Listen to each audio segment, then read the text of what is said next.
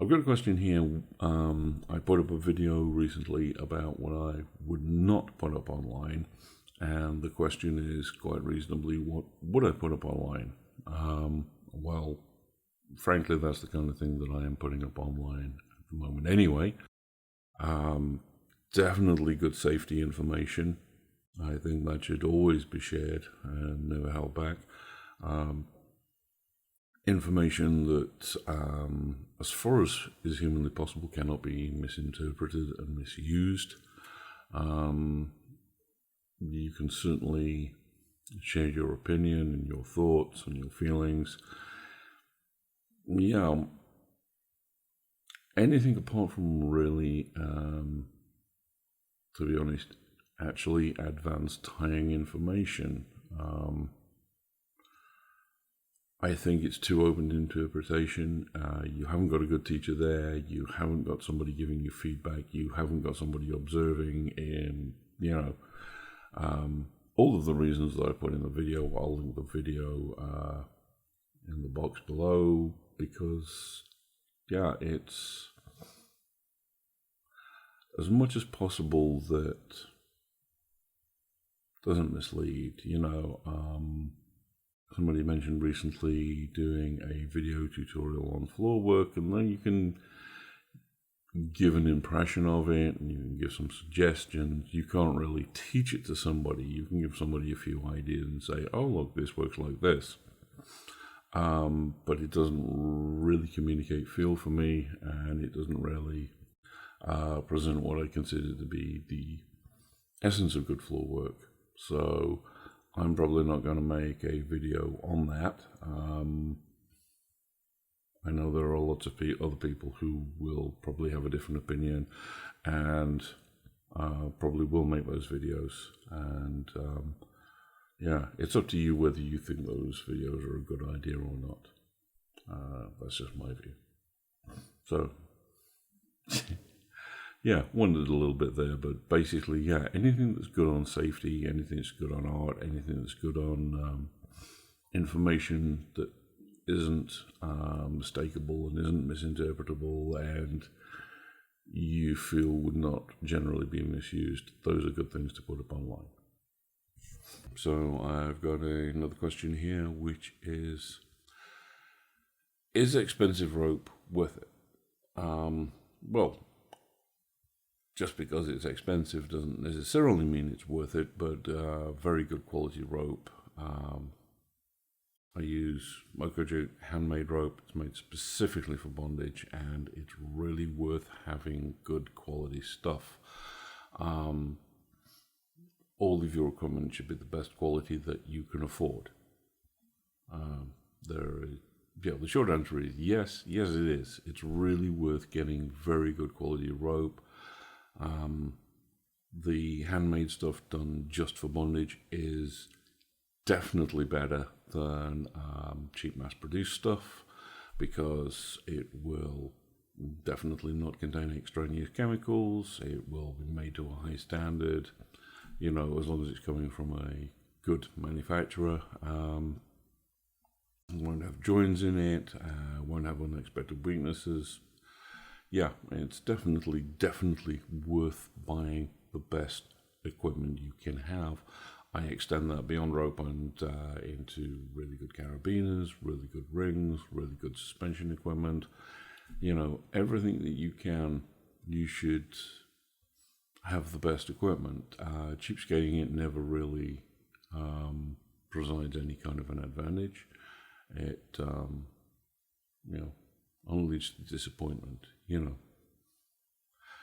Bad workman breaks his heels, blames his tools, and good equipment can't magically make you good at the stuff you're doing. But bad stuff can definitely take the edge off of the skill that you have. So, and it can also very adversely affect the experience of your partner if you're using materials, equipment that aren't the best. So yeah, I think you owe it to yourself and to your partner to definitely get the best. Is more expensive rope worth it? Yeah. better quality rope, it's definitely and always worth it. Another question that's come up is, what do you use to carry your rope? Which is a fair enough question. The answer is, it depends on the day, and it depends what I'm carrying, and it depends what I'm doing. Sometimes, a word from my sponsors, I use my heavy-duty jute bag because it's got compartments, seriously heavy pockets, big pockets. I can fit pretty much anything in it. And yeah, it's a nice little advertisement there.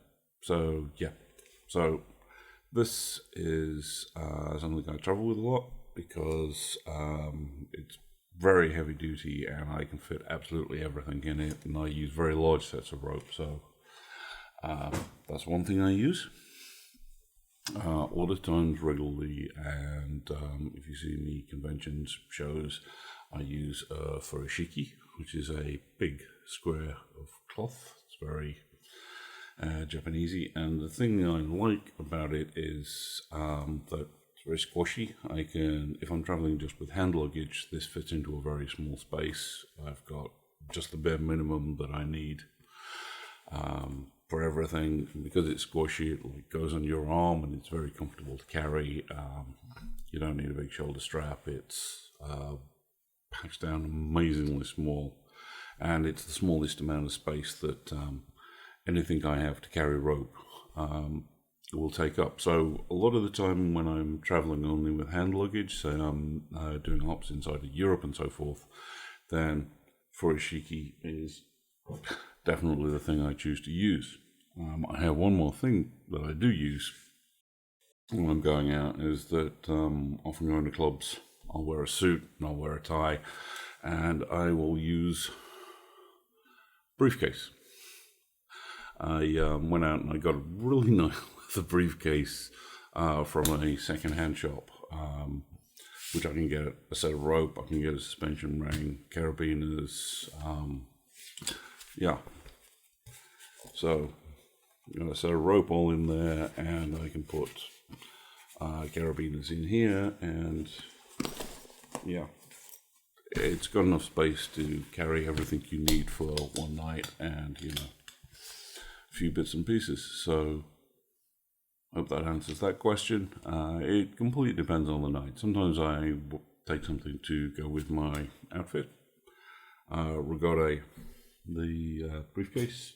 Sometimes I want something that will take up the least amount of space possible for furoshiki, and sometimes I'm carrying a lot of gear and suspension equipment, and I'm taking a couple of sets of rope. Like I'm going to a convention, there's going to be lots of tying all weekend. My big canvas bag. So, yeah, that goes to the end of that question. I've had a question in a comment on one of my videos saying, what is the best size of rope to use for shibari? And I'm going to give a really simple short answer here. I'll do a video with a proper answer with all the qualifications and the wheres and the why-fors in it, going over types of rope and so forth, and why I would use different sizes. But basically, I would use 5 to 6 millimeter jute rope. If possible, use good, high quality, handmade, especially for bondage rope. Got a fairly common question. I don't know if it has a really good answer, but the question is about people disagreeing and having flame wars online, and generally a bad thing, generally a bad idea. But I think a lot of disagreements online are completely unnecessary. I think the vast majority of them come from ego, and as you grow up, you are less keen on those things. I don't think they do anybody any good.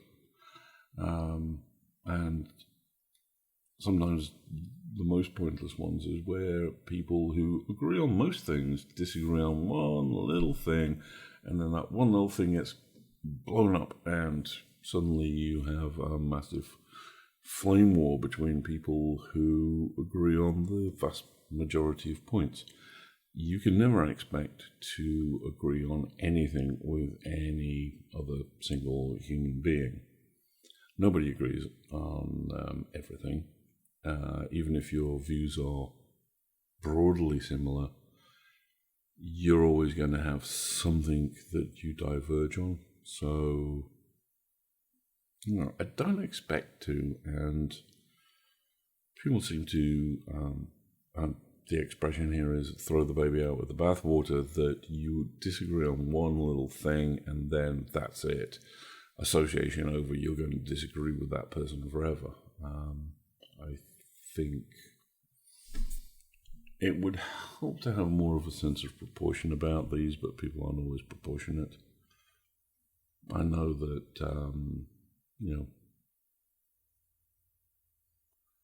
sometimes I've regretted exchanges with people. I'm sure we all have. But generally, a lot of arguments, because it's very easy to misinterpret people's meaning online, and if you're not feeling very happy or well disposed, people very much tend to take things in the most negative way possible. If you can avoid doing that, if you can take a step back and reply reasonably regardless of whether, regardless of the feelings, try and be the reasonable person. I think that helps. So, yeah, online arguments, you're always going to see them, and nobody is going to agree 100% with somebody over every little detail. But that's just human beings interacting, and you are never going to cure that. You are never going to get away from that. And wouldn't it, frankly, be a boring world if we all thought the same about absolutely everything? Everybody would do everything absolutely the same throughout their whole lives, and I think we'd lose variety, we'd lose, all kinds of different attitudes, all kinds of different inputs, all kinds of different inspirations. It's good that people are different, and it's good that we don't agree on everything. But, we can make the best of that. We can look at it in a positive way and go, our differences are really good things that we can really make something of. Or, we can just descend into meaningless flame wars and ego-driven bullshit and destruction. And I don't think, if we're grown-ups, we should let ourselves fall into that. This is the first question and answer video that I've done. I hope that you enjoyed it and you found at least some of the answers useful. If you have any suggestions or you have any questions that you would like to ask, please feel free to contact me either via my websites, WykD.com or Ropetopia.com. Links are in the description box below. Or you can contact me via my social media on Twitter and Facebook, also linked below. I'd really appreciate some feedback on this, and let me know what you think, and we'll see whether it's worth doing these again. Please link, share, and subscribe if you feel so inclined.